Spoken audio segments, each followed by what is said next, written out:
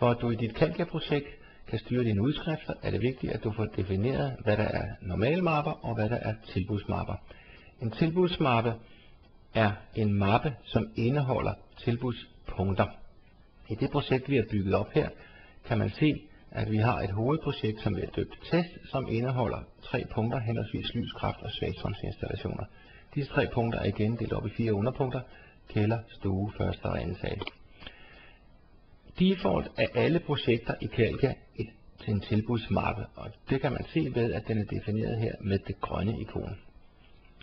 I og med, at man på tilbudslisten har ønsket at få disse tilbudspunkter skrevet ud med priser, er det altså nødvendigt at få defineret både lysinstallationsmappen, kraftinstallationsmappen og svagstrømsinstallationsmappen som værende tilbudsmapper, fordi de indeholder disse tilbudspunkter.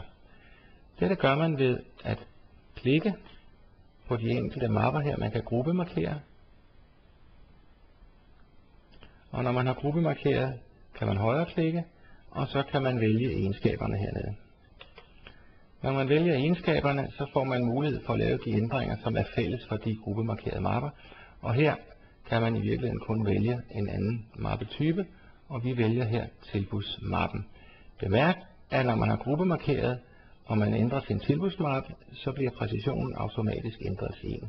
Man kan sige OK til det her. Hvis vi nu stiller os på mappen, eller på projektmappen, og vælger at kigge lidt på udskriften, der kommer ud af det her, så kan vi nu vælge det layout, der hedder tilbud, og vi kan vælge også at se på udskriften. Det man ser nu, det er, at vi har selve projektet, som hedder test, med hovedopbygningen på lys, kraft og svagstrøm. Så får man lysinstallationssiden med kælder, stue, første og anden sal, ligesådan for kraften her, og for svagstrømmen. Det her er måden, at man kan styre sine udskrifter på.